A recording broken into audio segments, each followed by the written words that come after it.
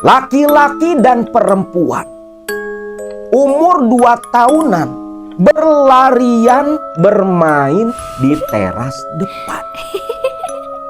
Namun ketika Tati kembali perhatikan, wajah keduanya terlihat begitu samar, bahkan terlihat seperti bukan wajah manusia. Astagfirullahaladzim, itu teh apa? Jangan-jangan melihat 2 anak kecil duduk bersila di depan nampan yang penuh dengan sesaji. 2 anak kecil ini terdiam seolah sadar Tati memperhatikan mereka. Lantas perlahan menoleh ke arah Tati. Tati terkejut, teriak sekuat tenaga, begitu ketakutan melihat 2 wajah yang begitu menyeramkan.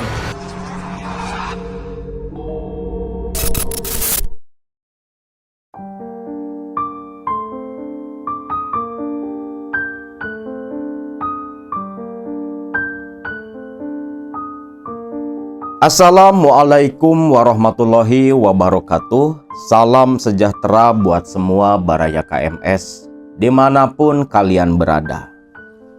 Kisah kali ini masih seputar dunia pesugihan, berasal dari daerah Jawa Barat. Kisah yang dituturkan seorang perempuan tentang pengalaman mistisnya 19 tahun yang silam. Beliau pernah bekerja selama 2 tahun lamanya di sebuah toko kelontongan yang begitu besar, yang ternyata pemilik toko kelontongan ini adalah seorang pelaku pesugihan. Di Jawa Barat, sebut saja di sebuah desa yang bernama Desa Mulyasari. Di Desa Mulyasari pada tahun 2007, ada sebuah toko kelontong besar yang begitu ramai dengan pembeli setiap hari. Toko kelontong ini menyediakan semua kebutuhan pokok warga yang ada di sana.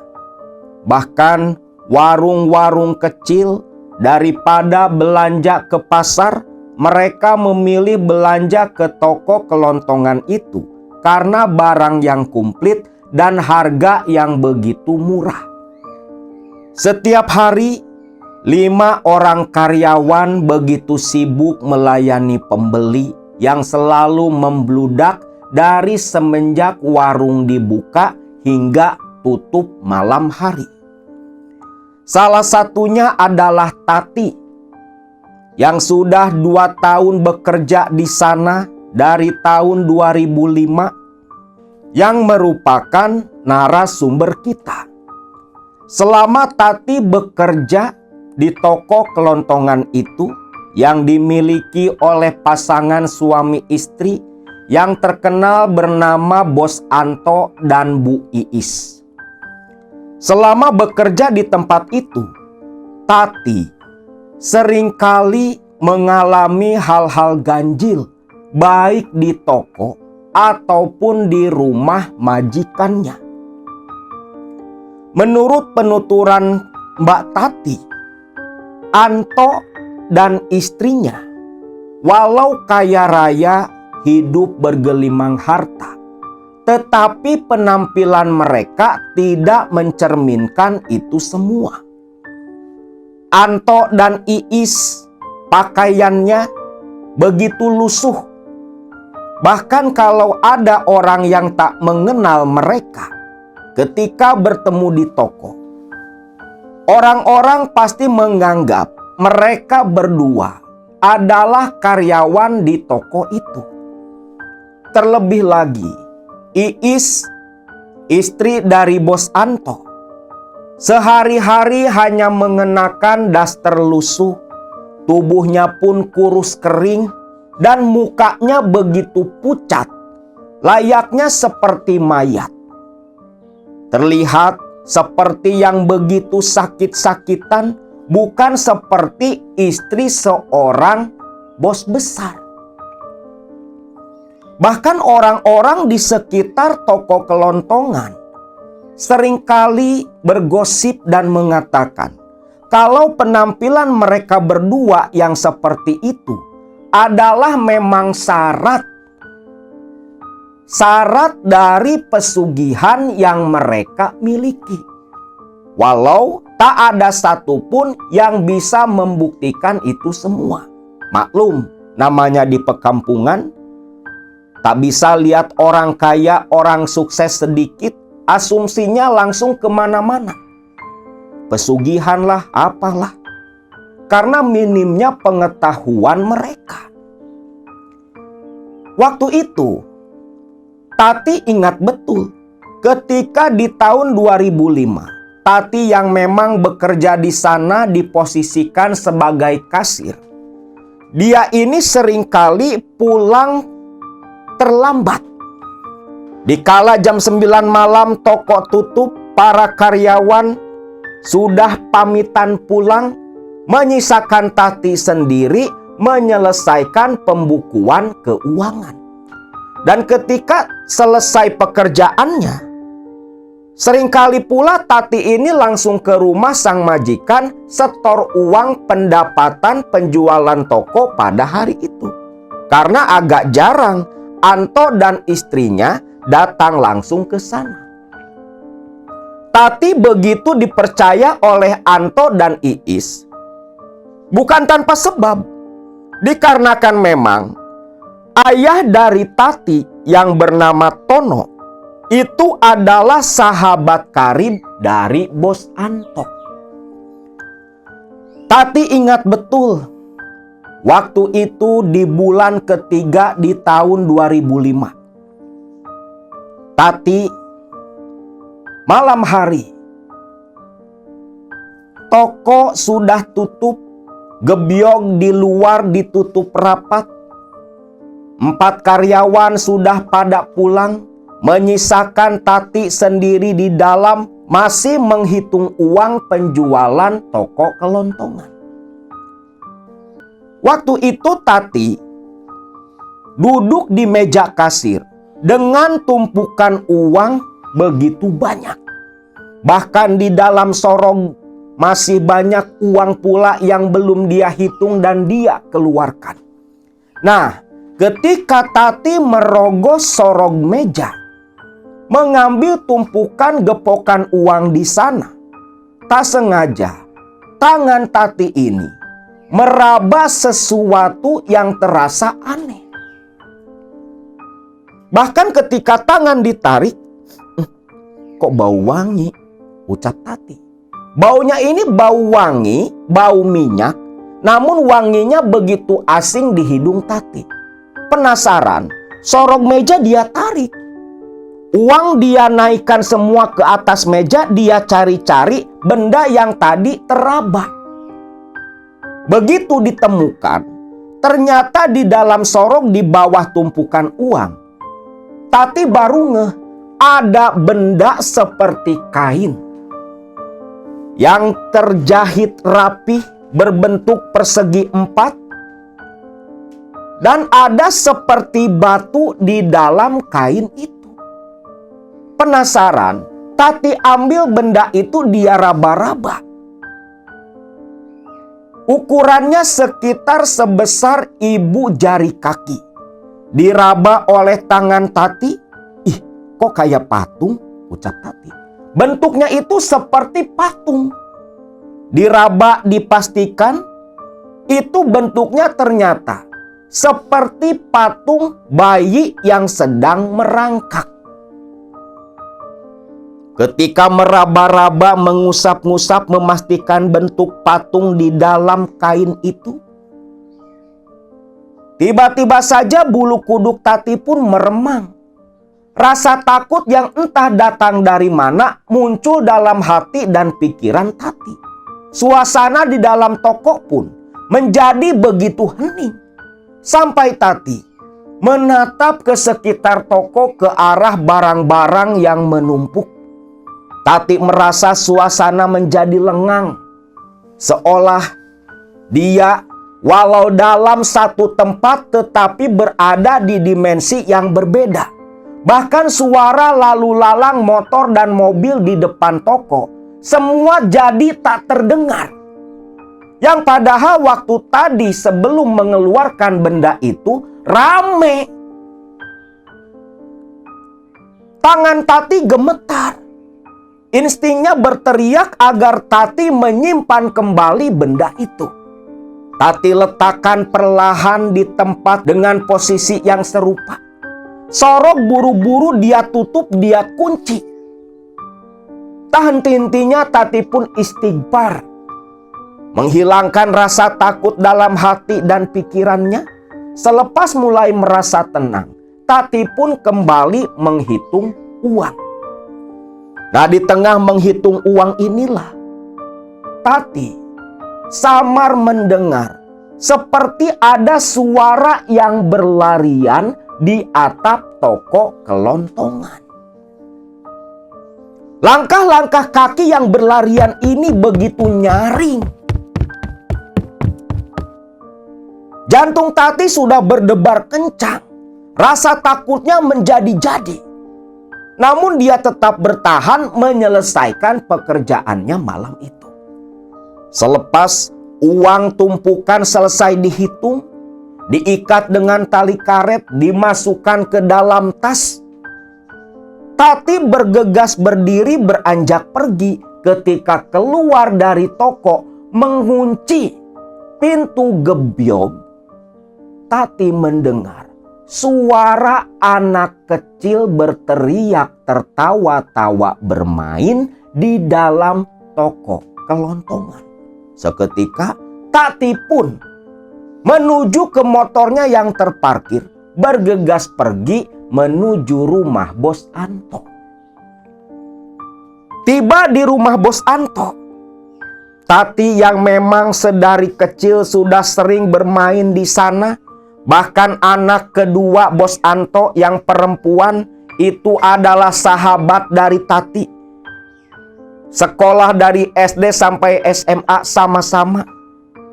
Bareng terus satu meja.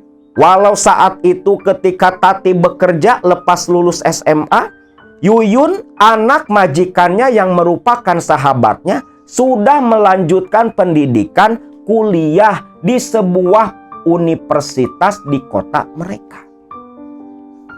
Tati langsung menuju ke halaman rumah Bos Anto yang terbilang begitu mewah pada zaman itu. Tati mengetuk-ngetuk pintu beruluk salam. Suara Bu Iis, istri Bos Anto, terdengar. Pintu terbuka, Tati disuruh masuk. Di ruang tamu, Tati pun serahkan semua hasil pendapatan hari itu sekaligus dengan catatan keuangan yang sudah dia selesaikan. Bu, Yuyun kemana? Oh, si Yuyun, katanya ada acara di kampus, dia nggak pulang. Kamu mau sampai kapan terus bekerja? Katanya dulu pengen kuliah. Nantilah Bu, kan sekarang kerja sama ibu buat ngumpulin uang biaya kuliah. Si bapak emak-emak, mereka kan nggak sanggup buat sekolahin Tati. Iis pun ya hanya tersenyum saja. Tati memang biasa panggil ibu dan bapak kepada Anto dan istrinya. Ya karena memang saking dekatnya hubungan mereka. Nah, ketika Iis sedang memeriksa pembukuan keuangan hari itu, Tati yang duduk diam menunggu, dia pun terkejut. Di lorong ruang tamu yang menuju ke arah dapur sana, yang memang selalu dimatikan lampunya, Tati melihat ada siluet bayangan kerdil yang berlarian bolak-balik di sana. Bu, di rumah ada siapa, Bu? Gak ada siapa-siapa, cuman ada ibu. Bapak masih di kota, lagi belanja. Mungkin ya pulang nanti tengah malam. Lah, terus itu siapa, Bu? Ucap Tati menunjuk ke lorong. Nah, di sini Iis lantas menoleh ke arah yang ditunjukkan Tati. Ketika berbalik, wajah Iis terlihat semakin pucat pasi. Apa, Ti? Gak ada apa-apa kok. Anu, Bu, tadi loh, ada yang lari-lari di sana, Bu.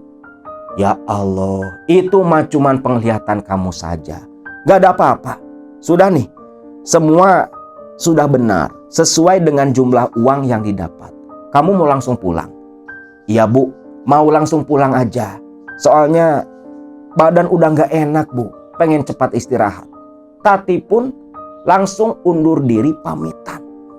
Keluar dari rumah Bos Anto, Tati membawa rasa penasaran tentang dua sosok kerdil seperti bayangan yang berlarian di lorong rumah Bos Anto. Begitu Tati menyalakan sepeda motornya keluar dari halaman, saat itulah ketika berbelok ke arah jalan raya, Tati terhenti dan menoleh ke belakang. Di teras rumahnya Bos Anto ada dua anak kecil, laki-laki dan perempuan, umur 2 tahunan, berlarian bermain di teras depan. Namun ketika Tati kembali perhatikan, wajah keduanya terlihat begitu samar, bahkan terlihat seperti bukan wajah manusia. Astagfirullahaladzim, itu teh apa? Jangan-jangan benar kata orang, pikir Tati. Tati kan sempat dengar juga isu kalau Bos Anto dan istrinya ini melakukan pesugihan. Singkatnya, Tati pun pulang ke rumah. Tiba di rumah, awalnya Tati ingin menanyakan apa yang dia lihat saat itu kepada bapaknya. Namun dia urungkan, takut malah membuat bapaknya marah. Karena selama ini, kalau ada orang yang ngomongin Anto, pesugihan, muja, bapaknya ini selalu diam menjadi garda paling depan membela Anto dan Iis sahabatnya. Hari-hari pun berlalu. Semakin lama bekerja di sana, hal-hal ganjil semakin sering terjadi dialami oleh Tati. Waktu itu, Tati ingat betul masuk malam Jumat Kliwon.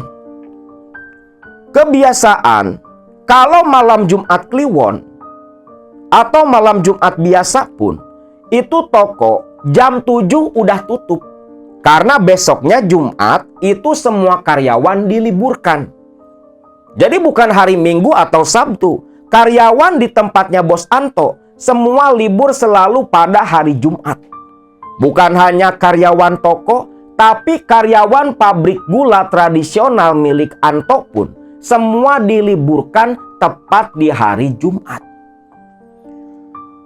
Jam 7 ketika azan Isya terdengar, semua karyawan sudah pada pulang. Biasa nih, tinggal si Tati sendiri di dalam. Tati lagi asik ngitung duit malam itu. Walau memang tak sebesar pendapatan hari-hari sebelumnya, tapi buat Tati, uang puluhan juta di meja tak mungkin dia miliki walau setahun full bekerja. Wong gajinya juga cuma 500.000. Zaman dulu 2005-an, uang 500.000 ya begitu berharga. Bahkan memang rata-rata pegawai toko itu gajinya segituan di kota tempat si Tati tinggal. Nah, ketika uang-uang sudah diikat dengan tali karet, dimasukkan ke dalam tas, Tati terkejut mendengar ada suara anak kecil tertawa-tawa di belakang Tati. Tati pun berdiri dan berbalik. Namun ketika menoleh, hanya kegelapan yang terlihat oleh Tati dan tumpukan barang-barang yang begitu sembarangan. Loh, perasaan tadi ada anak kecil ketawa, pikir Tati. Bulu kuduk lantas meremang. Dan ketika Tati mengambil tas berniat keluar dari toko, Tati lantas kembali menoleh melihat bayangan berlari begitu kencang sampai menjatuhkan barang-barang yang ditata di rak toko. Gemetar Tati seketika. Jelas sekali dia melihat dua anak kecil berlari menyenggol rak toko. Benda-benda berjatuhan ada di depan Tati. Di tengah Tati yang sedang ketakutan seperti itu, tiba-tiba gebyog ada yang menggedor dari luar. "Ti, Tati, kamu di dalam, Ti?" Pak Anto? Iya Pak, Tati masih di dalam." "Buka pintunya, Ti," ucap Anto dari luar yang ternyata datang malam itu. Tati bergegas langsung ke gebyog pintu toko. Dia buka. "Pak, tumben Bapak kemari?" Sekalian aja. Memang Bapak tadi sengaja dari rumah langsung ke sini. Udah beres kerjaan kamu, Ti?" Udah Pak. Itu uangnya mau Bapak bawa atau saya anterin ke Ibu?" "Udah, kamu simpan aja," ucap Anto. Tati pun hanya mengangguk saja lantas keluar. Nah, di sini ketika Tati menuju ke tempat parkir motor, Anto dari dalam mobil Kijang Innova miliknya, keluaran terbaru waktu itu, dari bagasi belakang, Tati melihat dengan jelas Anto ini mengeluarkan tampah yang isinya itu berupa sesajen yang biasa Tati lihat di acara orang hajatan. Ada kembang 7 rupa, buah-buahan, komplit segala macam ada, dan dengan santainya oleh Anto dikeluarkan, dibawa masuk ke dalam toko kelontongan. Si Bapak kok bawa-bawa sajen ke toko? Buat apa?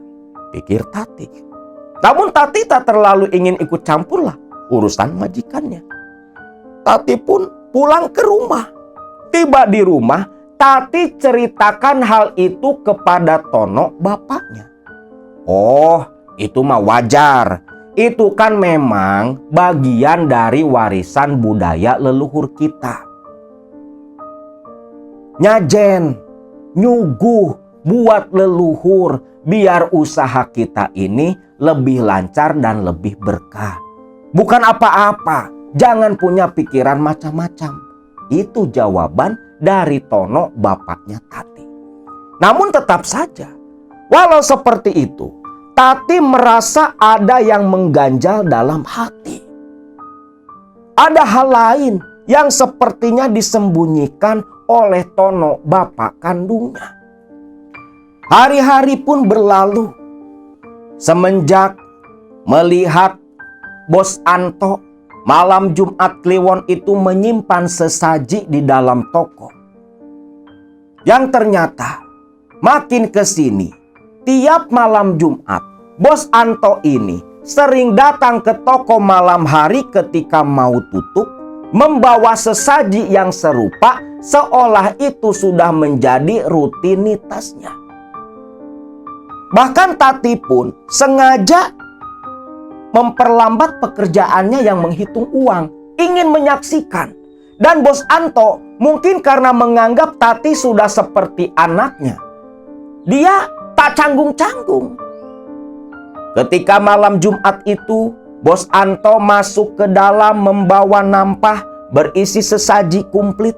Dia bawa masuk ke dalam, tepat ke belakang meja kasir, di dekat gudang penyimpanan barang yang begitu gelap. Tati memperhatikan Bos Anto meletakkan sesaji di sana, lalu membakar beberapa batang dupa, ditancapkan di samping sesaji dan duduk bersila cukup lama. Nah, di sini ketika setiap kali Bos Anto nyuguh nyajen di dalam gudang, Tati selalu mendengar suara anak-anak kecil.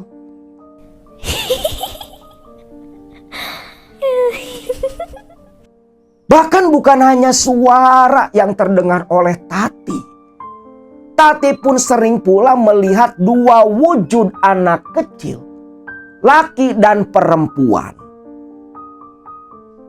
Itu muncul di gudang di dekat Anto yang sedang duduk bersila di depan sesajinya. Tak ingin ikut campur, Tati lepas selesai ngitung duit. Selesai pembukuan, buku dan duit dia letakkan di meja. Tati pun teriak pamit pulang ke bos Anto, majikannya. Akhirnya ya karena semakin sering melihat kegiatan seperti itu, Tati pun akhirnya mulai terbiasa. Ditambah lagi, bapaknya selalu menasehati, apapun yang bakal terjadi nanti, kamu tak akan pernah tersentuh, tak akan pernah terlibat apapun. Kamu ini sama aja seperti anaknya bos Anto. Dia itu sahabat bapak, sudah seperti saudara.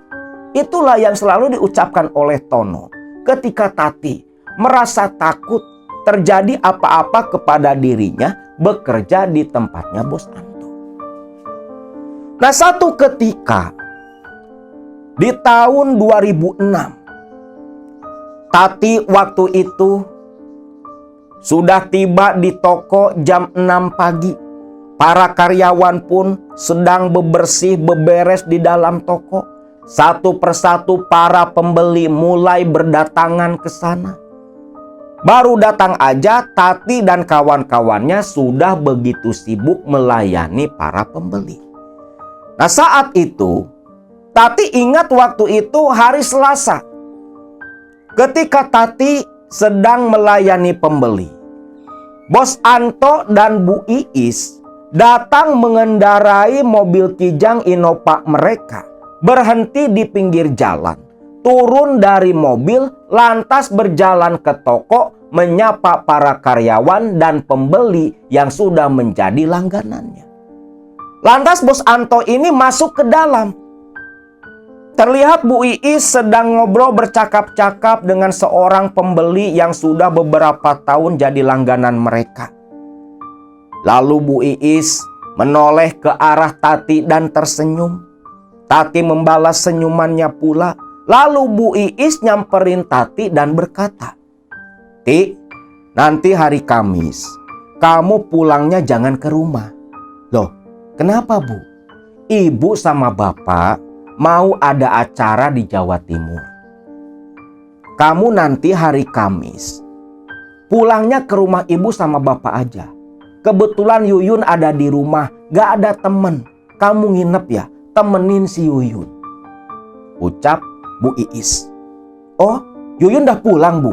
Ada di rumah." "Kalau mau nanti kamu main aja ke rumah." "Lah, nanti saja Bu. Memang ibu mau berangkat kapan?" Nanti malam ibu berangkat ke Jawa Timur sama bapak. Ada urusan pekerjaan." "Lah, terus Yuyun yang nemenin siapa?" "Ada Matinem, sudah ibu suruh menginap. Kamu nanti nginapnya malam Jumat saja. Soalnya kan hari Jumat kamu libur, jadi gak ganggu pekerjaan kamu." Tati pun ya dengan tersenyum dia setuju. Apalagi udah lama nih gak ketemu sama Yuyun, sahabatnya itu, yang udah seperti saudara sendiri. Nah, singkatnya hari Kamis nih, kayak biasa, Tati udah beresin duit. Bedanya di malam Jumat itu gak ada sesaji di belakang. Lepas duit dimasukin ke dalam tas, Tati pun bergegas keluar mengunci pintu. Naik sepeda motornya langsung menuju ke rumah bos Anto. Mau nginap di sana nemani Yuyun sahabatnya. Tiba di halaman, motor langsung dia parkirkan, dia kunci, lalu mengetuk pintu memanggil-manggil Yuyun. Tak berselang lama, suara Yuyun berteriak terdengar dari dalam, berlari ke arah pintu, pintu dibuka, Yuyun lantas memeluk Tati sahabatnya. Kangen mereka, bestian emang dua anak ini nih. Nah, lepas itu Tati pun diajak masuk, langsung dibawa ke kamar oleh Yuyun. Uang di dalam tas Tati serahkan kepada Yuyun. Alah, kamu simpen aja, Tat. Nanti aja kalau ibu sama bapak udah pulang. Ya nggak gitulah. Kamu pegang aja, kamu simpen. Nanti kalau duitnya hilang, kan berabe, Yun. Yuyun hanya menggelengkan kepala, lantas membawa semua uang itu dia simpan di dalam lemari bajunya. Karena pulang dari toko belum mandi nih. Tati pun awalnya berniat numpang mandi terlebih dulu sebelum tidur di kamar Yuyun sahabatnya. Namun Yuyun cegah. Nanti aja, baru juga datang. Temenin makan yuk, kamu pasti belum makan kan? Ucap si Yuyun. Tati pun hanya menurut saja. Akhirnya Yuyun mengambil makanan dari dapur. Dia bawa ke kamar, makan bersama sambil bercanda dengan Tati sahabatnya. Selepas selesai makan, mereka berdua asik nonton TV di dalam kamarnya Yuyun. Sampai Yuyun merasa mengantuk, pamit izin tidur terlebih dulu. Ti, kalau mau mandi langsung aja ke dapur. Mau makan juga di dapur masih ada kok. Aku tidur dulu ya, ucap Yuyun yang lantas naik ke ranjang, rebahan, menutup mata, langsung tertidur lelap saat itu juga. Tati hanya gelengkan kepala melihat kelakuan kawannya. Emang pelor si Yuyun ini. Ketemu bantal pasti langsung tidur. Melihat sahabatnya sudah tertidur begitu pulas, Tati lantas mengambil baju ganti dari dalam tasnya. Keluar dari kamar, langsung berjalan menuju ke arah kamar mandi di belakang. Tati berjalan keluar dari kamarnya Yuyun. Handuk tersimpan di pundak kanan terjuntai. Tangan memeluk pakaian ganti. Berjalan sendiri menuju ke lorong dapur kamar mandi di belakang. Lorong ini memang begitu gelap karena tak dipasangi lampu sama sekali. Ketika Tati berjalan di dalam lorong, suara langkah kaki Tati menggema. Namun ketika berjalan sambil melamun, saat Tati tepat tiba di depan pintu kamar belakang yang tertutup rapat, Tati berhenti karena mendengar suara tawa anak kecil dari kamar yang begitu menggema. Tati pun teringat kejadian beberapa bulan lalu di tahun 2005. Tentang dua sosok, bayangan anak kecil yang berlarian tepat di posisi dia berdiri saat itu. Suara tawa terus terdengar menggema dari dalam kamar belakang. Jantung Tati bergemuruh kencang. Tubuhnya sedikit gemetar ketakutan, namun rasa penasaran begitu kuat. Tati pun menempelkan telinga kanannya ke pintu kamar. Namun ketika berusaha mencuri dengar suara tawa dari dalam kamar, suara itu menghilang seketika. Suasana menjadi sunyi dan terasa begitu mencekam. Tati terdiam. Apa halusinasi? Pikir Tati. Suara itu tak ada lagi. Tati bergegas menuju ke dapur yang gelap. Dia raba dinding, saklar lampu dia nyalakan. Tati pun langsung menuju ke kamar mandi. Keran dia nyalakan. Melucuti semua pakaian, Tati pun mulai membasuh tubuhnya yang lengket dengan keringat. Sepanjang mandi, keran terus menyala karena Tati ini punya kebiasaan seperti itu. Ketika mandi, air harus terus mengucur dari keran. Lepas selesai mandi, mengeringkan badan dengan handuk, mengganti dengan pakaian yang dia bawa dari rumah. Tati pun matikan keran kamar mandi, keluar, lalu meraba saklar dapur dan langsung dimatikan. Baru 2 langkah, Tati keluar dari dapur. Tiba-tiba keran di kamar mandi kembali menyala sendiri. Loh, kan udah dimatiin, pikir Tati. Tati pun kembali menyalakan saklar lampu dapur. Berjalan menuju ke arah kamar mandi, baru sekitar 4 langkah. Pintu kamar mandi yang tadi terbuka langsung tertutup begitu kencang, lampu dapur mati, dan Tati terkejut mendengar suara tawa perempuan yang begitu menakutkan disertai guyuran air keran yang menyala di dalam kamar mandi. Di sini Tati pun teriak ketakutan memanggil Yuyun sahabatnya. Namun suara teriakannya Tati seolah tak terdengar. Tati pun berlari menuju ke lorong kamar belakang. Dan ketika Tati tepat berada di depan pintu kamar belakang, kret, pintu kamar terbuka begitu saja. Suara tawa anak kecil kembali terdengar. Tati terdiam, tubuhnya tegang, tak bisa bergerak. Kaki seperti terpaku di atas lantai.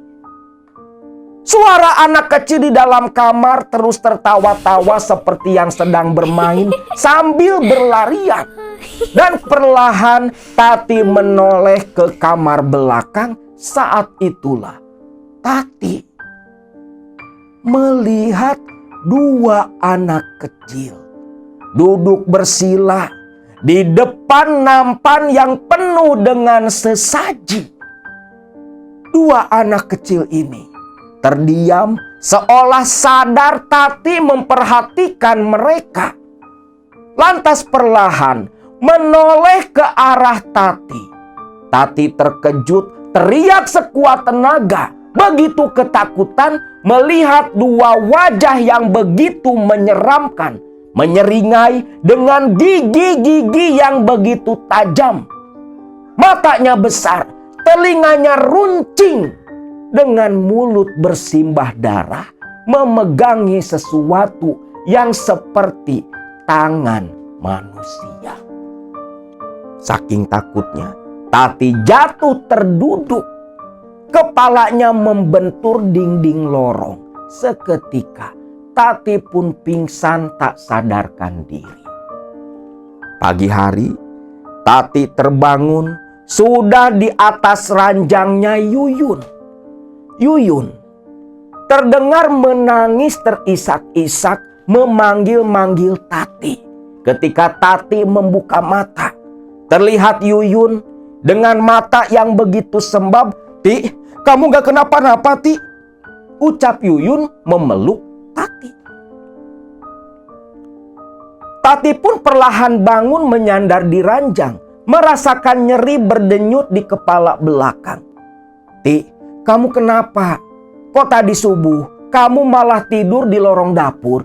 Ada apa, Ti?" Tati pun berusaha mengingat kejadian semalam. Namun samar seperti tertutup oleh tabir yang begitu gelap.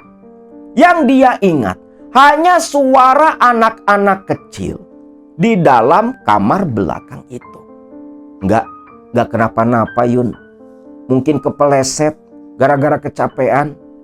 Syukurlah, tak kira kamu kenapa, Ti. Masih sakit enggak? Tati pun hanya mengangguk saja sambil meraba-raba kepala belakang. "Bentar ya, Ti. Mbok Tinem!" teriak Yuyun dari kamar. Mbok Tinem pun langsung berlari masuk ke dalam. "Ada apa, Neng?" "Mbok, ambilin air hangat buat Tati." "Iya, Neng," ucap Mbok Tinem, pembantunya Yuyun. Tak berselang lama Mbok Tinem datang, menyodorkan air hangat di gelas, langsung diminum oleh Tati. Tati hanya duduk menyandar. Tak berselang lama rasa sakit mulai hilang. Tati pun izin pamit mau pulang. Namun di sini Yuyun seperti yang berusaha menahan. "Ti, jangan pulanglah. Temenin Yuyun di sini. Nantilah, nanti malam kalau memang bapak dan ibu belum pulang. Nanti datang lagi kemari, nginap nemenin kamu. Ucap Tati menghibur Yuyun. Yuyun ini seperti yang ketakutan. Ditinggal Tati pulang. Ti, tolonglah, jangan pulang. Temenin Yuyun di rumah. Di sini Tati merasa ada yang gak wajar nih sama Yuyun. Yun, kenapa? Kok kamu seperti yang takut? Kan ada Mak Tinem di rumah. Bukan masalah itu, Ti. Semalam Yuyun mimpi buruk, Ti. Mimpi buruk? Mimpi apa? Yuyun pun cerita. Semalam ketika Yuyun tertidur pulas, Yuyun bermimpi dikejar makhluk-makhluk kerdil yang begitu menakutkan dengan membawa berbagai alat senjata tajam seperti yang ingin mencingak dan membunuh Yuyun.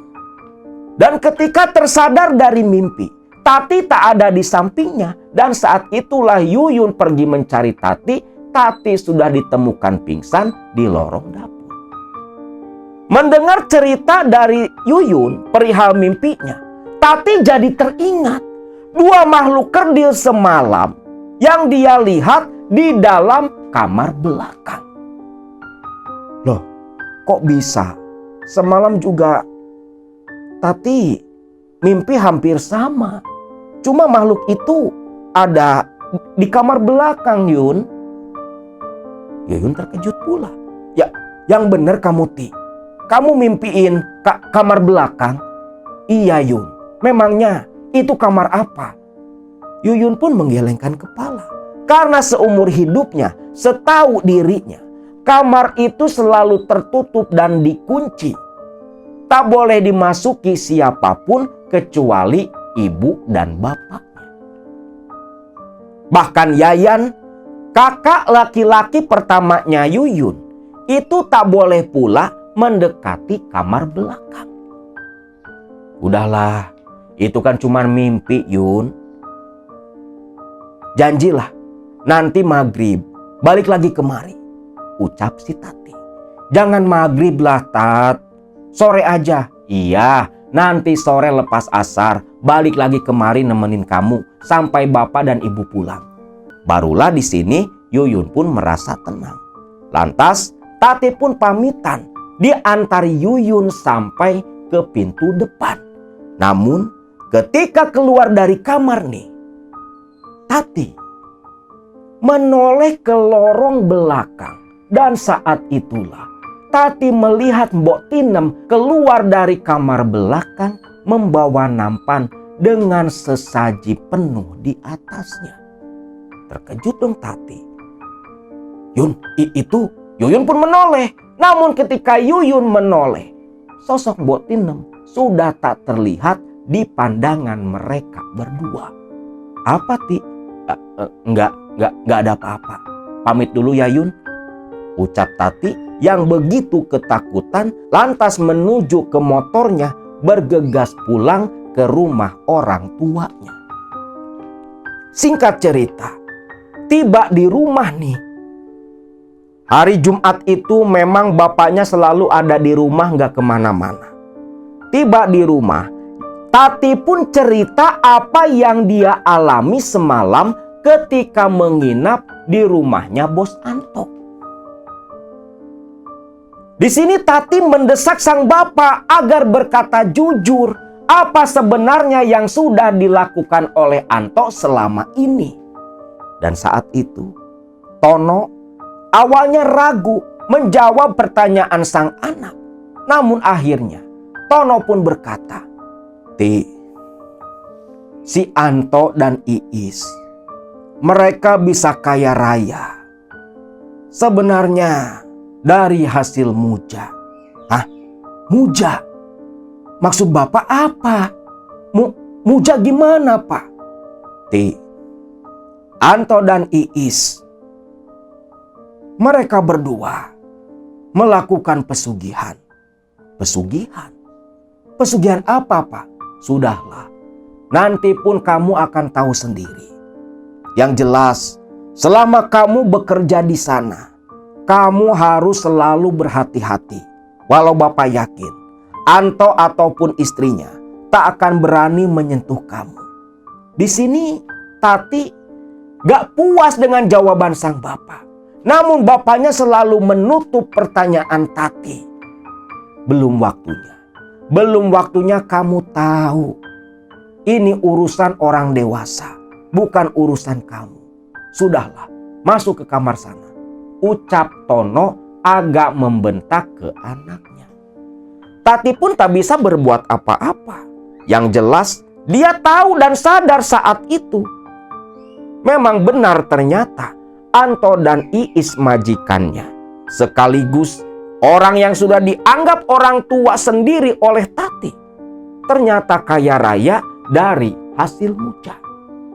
Tati karena kejadian semalam, dia pun begitu lelah dan tidur lelap di dalam kamar.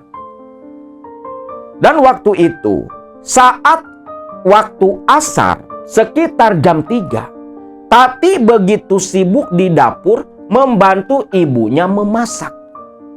Di tengah sibuk membantu sang ibu memasak, tiba-tiba terdengar suara bapaknya, Tono, dari halaman depan berteriak begitu panik memanggil Tati dan istrinya. "Bu, Neng, si Yuyun bu, si Yuyun!" Teriak Tono dari halaman depan berlari begitu tergesa-gesa masuk ke dalam. Tati dan Nunung ibunya lantas bergegas ke ruang tamu. "Loh, ada apa Pak?" "Yuyun bu, Yuyun." "Yuyun? Yuyun kenapa Pak?" tanya Tati yang khawatir kepada sahabatnya. Rencananya kan sore itu si Tati mau nginap lagi menemani Yuyun. "Neng, si Yuyun mati, Neng." Terkejut Tati mendengar Yuyun mati. Gak mungkin Pak, gak mungkin.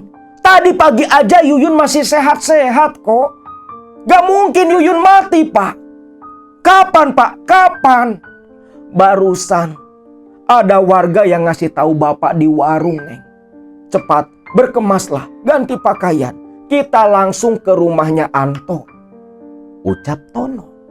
Tati dengan wajah yang pucat dan begitu cemas langsung masuk ke kamar berganti pakaian, lalu bersama kedua orang tuanya bergegas langsung menuju ke rumahnya Bos Anto.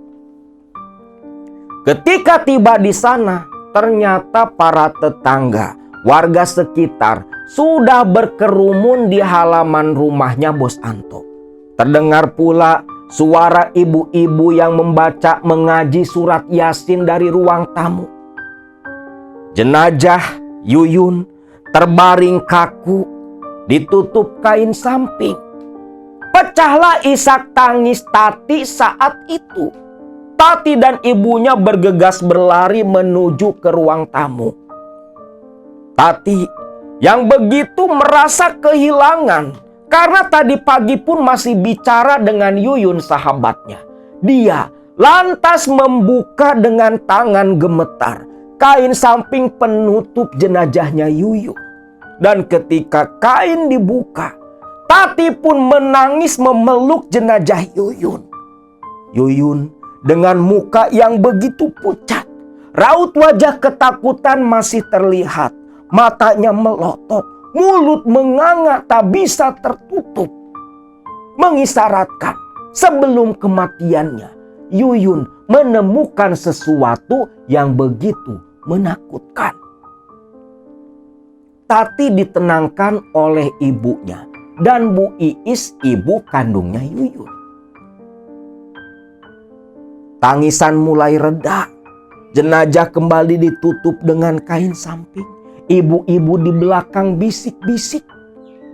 Mungkin karena melihat kondisi wajah jenazah yang seperti itu. Di sini Tati dengan ibunya Nunung akhirnya bergabung dengan ibu-ibu lain di ruang tamu, mengaji sambil berurai air mata, mendoakan Yuyun agar tenang di alam sana. Sedangkan Tono terlihat oleh Tati langsung menemui Anto yang hanya berdiri melamun di lorong dapur. Terlihat Tono bergegas menemui Anto, menarik tangannya seperti yang begitu marah, setengah menyeret Anto ke dapur sana. Tati nggak tahu apa yang dibicarakan sang bapak dengan si Anto itu. Namun yang jelas, sore itu karena banyaknya para pelayat, lepas maghrib barulah jenazah dibawa ke pemakaman untuk dikuburkan. Tati dengan setia mengikuti semua prosesi pengurusan jenazahnya Yuyun. Bahkan ikut pula memandikan Yuyun. Dan saat memandikan Yuyun inilah Tati melihat seperti ada bekas jari-jari tangan. Lebam kebiruan di leher Yuyun. Seolah Yuyun mati dicekik oleh sesuatu. Namun yang aneh, hanya Tati yang melihat bekas lebam di leher Yuyun. Sedangkan pemandi jenazah lain tak melihat apapun sama sekali. Singkat cerita, jenazah dikuburkan malam itu. Lepas prosesi penguburan jenazah selesai, Tati bersama kedua orang tuanya langsung pulang kembali ke rumah dengan hati yang diselimuti duka. Ketika tiba di rumah, Tati bergegas masuk ke dalam kamar. Baru saja merebahkan badan, Tati terkejut mendengar suara tangisan Tono, bapaknya. Tati pun diam. Loh, kenapa si bapak nangis? Bahkan terdengar suara sang ibu yang berkata, "Sudahlah Pak, mungkin memang sudah seharusnya seperti itu." "Enggak Bu, enggak. Kalau saja Bu, kalau saja Bapak nggak ngenalin si Anto sama Mbah Narto. Mungkin si Yuyun masih hidup Bu, mungkin si Yuyun masih hidup." Ucap Tono yang menangis di ruang tamu. Tentunya perkataan Tono membuat Tati begitu terkejut. Apa yang sebenarnya terjadi di balik misteri kematian Yuyun sahabatnya? "Ini semua salah Bapak Bu, salah Bapak. Kalau dulu Bapak nggak nolongin si Anto nyariin Mbah Narto, nggak mungkin seperti ini Bu, nggak mungkin si Yuyun mati Bu, mati." Memang Tono ini menganggap Yuyun kan sudah seperti anaknya sendiri. Bahkan waktu Yuyun masih kecil, itu sering tidur dan menginap di rumahnya bersama Tati. Mereka memang dari kecil besar bersama. Tono ini begitu menyayangi Yuyun seperti menyayangi Tati. Begitu pula sebaliknya. Anto dan Iis pun begitu menyayangi Tati seperti menyayangi Yuyun anak kandungnya. Mendengar itu, Tati pun keluar dari kamar. "Bu, Pak, ada apa sebenarnya Pak? Ada apa?" Bapaknya masih menangis sambil menutup wajah dengan dua telapak tangannya. Nunung istrinya terus memeluk dan menenangkan sang suami. Tak menjawab pertanyaan Tati. "Sudahlah Ti, sudah. Jangan ganggu bapakmu, jangan kau tanya dulu bapakmu. Biarkan bapakmu tenang. Kau masuklah ke dalam, tidurlah sana," ucap Nunung. Tati pun hanya terdiam. "Sudah, masuk kamar sana. Jangan ganggu bapakmu," Nunung membentak. Tati terkejut, bergegas lari ke dalam kamar, menutup pintu. Kecewa, bapaknya tak berkata jujur apa sebab kematian dari Yuyun. Waktu berlalu malam itu, Tati tertidur lelap di dalam kamar. Begitu pula kedua orang tuanya. Namun tengah malam, di tengah Tati yang terlelap di atas ranjang, Tati terbangun mendengar suara orang menyapu dengan sapu lidi di halaman depan. Kebetulan kamar tidurnya Tati ini memang di ruang tamu. Kalau kamar orang tuanya agak di belakang. Jelas suara yang menyapu di halaman depan terdengar di telinga Tati. Loh, ini jam berapa? Kok si emak sudah nyapu di halaman? Pikir Tati. Tati mengucek-ngucek mata melihat ke jam dinding. Lah, baru juga jam 12 malam. Menoleh ke gordeng, masih begitu gelap. Kok si emak udah nyapu gitu aja? Namun, suara yang menyapu di halaman itu semakin mendekat ke samping kamarnya Tati. Tati pun malah merinding dibuatnya. Terlebih lagi, suara sapuan sapu lidi di halaman itu diikuti pula oleh suara langkah kaki yang terseret begitu berat terdengar. Dan tepat di tengah Tati yang awalnya ingin mengecek keluar dari rumah, baru saja Tati berdiri. Bau kenanga disertai bau minyak serimpi dan anyir darah tercium begitu pekat. Tati berdiri kaku di dalam kamar. Lantas dia semakin ketakutan tatkala mendengar suara rintih tangisan. Tati, tolong Yuyun, tolong Yuyun, ucap suara rintihan dari samping kamar. Yuyun, teriak Tati. Jelas sekali itu memang suara Yuyun sahabatnya. Lantas ketika Tati menoleh, gordeng jendela terbuka dengan sendirinya. Dan dari balik kaca jendela kamarnya, Tati melihat sosok Yuyun dengan rambut awut-awutan. Menangis, mukanya begitu pucat penuh luka.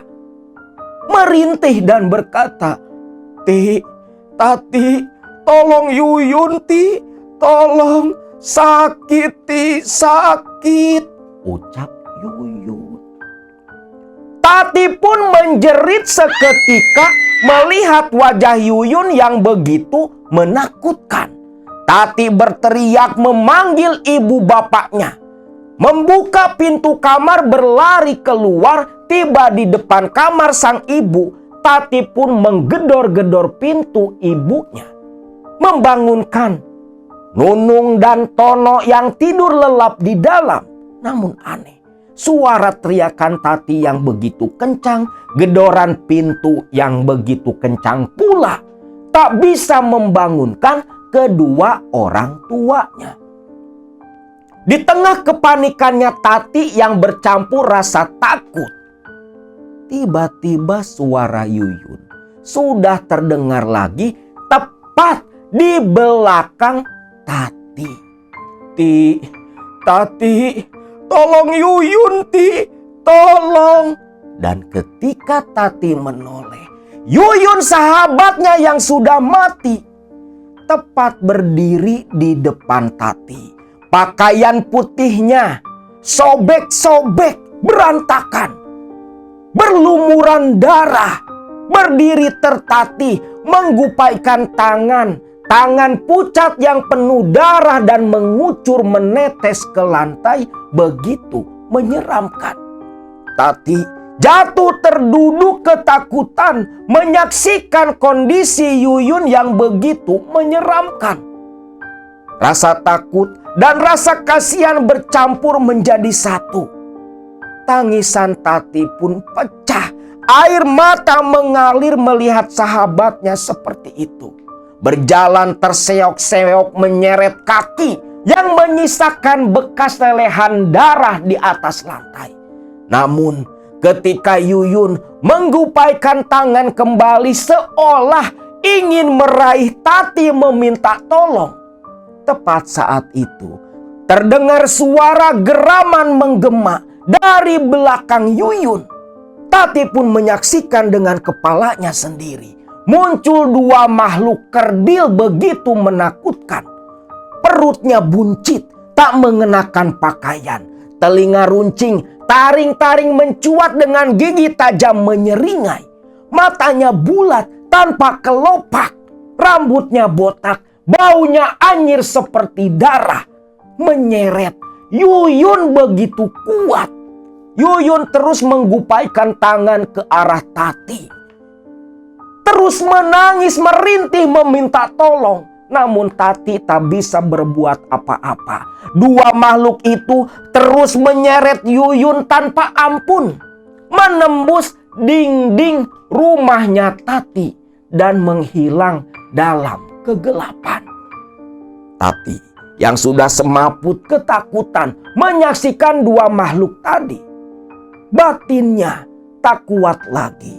Pikirannya ngeblank seketika. Tati pun tak ingat apa-apa. Paginya, Tati tersadar oleh suara tangisan ibu dan bapaknya. Begitu Tati membuka mata, dia sudah terbaring di atas ranjang. Ibu bapaknya terlihat menangis begitu khawatir. Melihat Tati yang sudah siuman, barulah mereka berdua bernapas lega. Tati pun ditanyai apa yang terjadi dan bercak merah darah apa yang ada di lantai rumah mereka.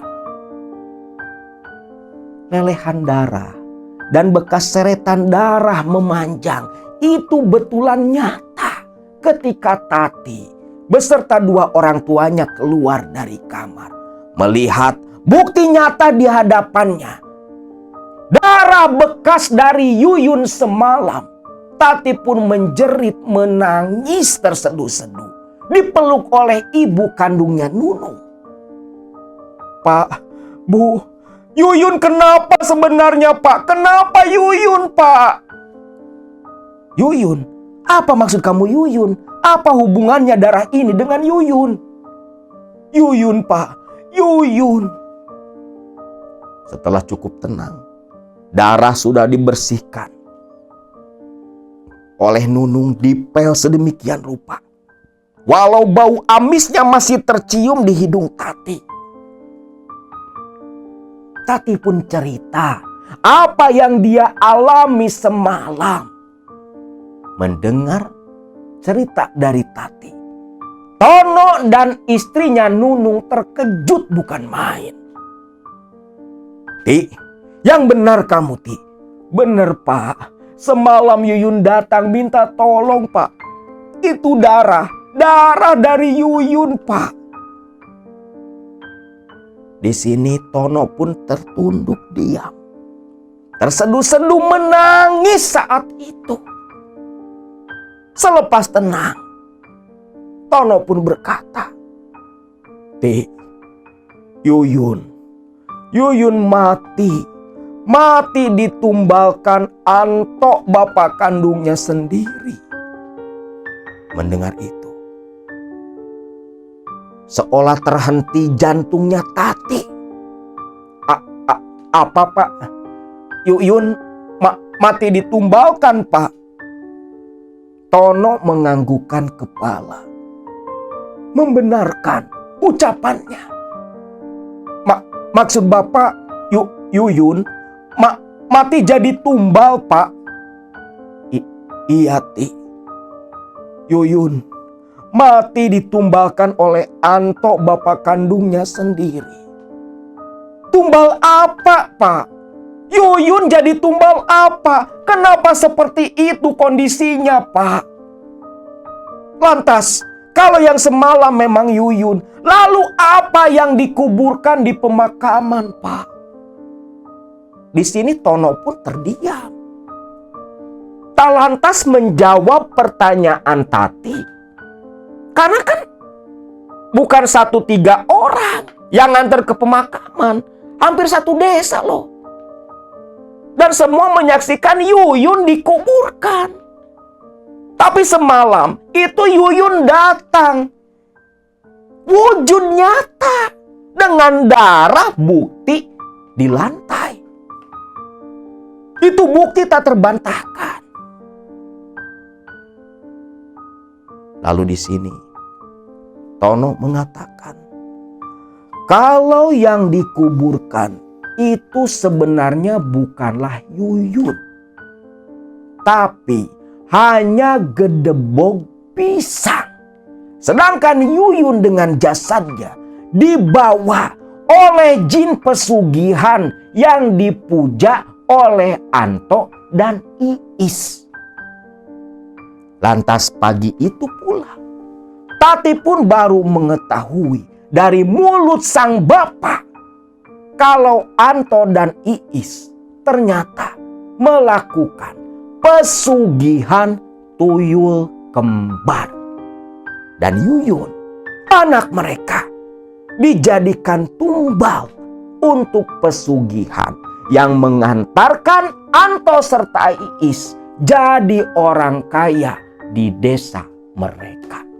Nah, itulah kisah dari Mbak Tati tentang pengalamannya di tahun 2007 silam mengenai sang sahabat yang meninggal dunia karena dijadikan tumbal oleh orang tua kandungnya sendiri.